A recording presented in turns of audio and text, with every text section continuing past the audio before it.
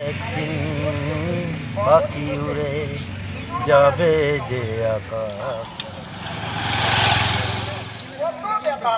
এর আগের রবিবার আমাদের এই শ্যামলদাকে নিয়ে একটা ভিডিও আমার গলসি কথা পেজে ছেড়েছিলাম, যেটা 60,000-এর বেশি ভিউ হয়েছে। আমার ছোট পেজে এই ধরনের ভিউ আমাদেরকে উৎসাহিত করেছে দাদার কিছু কথা তুলে ধরার জন্য।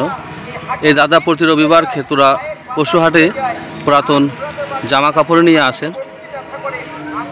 দিয়ে দাদা আছি, কোনোরকম চলে যাচ্ছে, কাটছে বাজারে, এই চুপ করে বসে বসে সময় পাস করছে। বাসিন্দা সেই সমস্যা বাজারের অবস্থা এখন খুবই খারাপ। শ্যামলদা তাহলে বাজার তাহলে বলছে অবস্থা খারাপ, বাজারের অবস্থা খুবই খারাপ।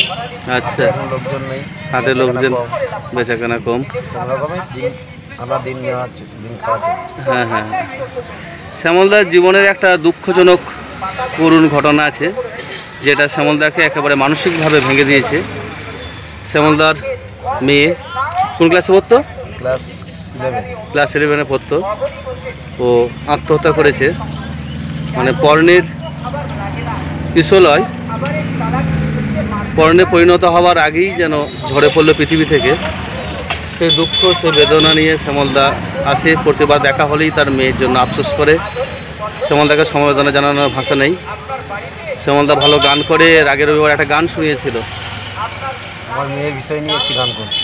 আচ্ছা, একদিন পাখি উড়ে, একদিন পাখি উড়ে যাবে যে আকাশে, বিনাশে তো আর কারো আকাশে।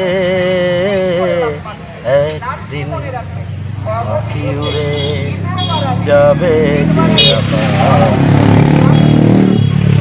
বিনাশে তো আর কারো আকাশে।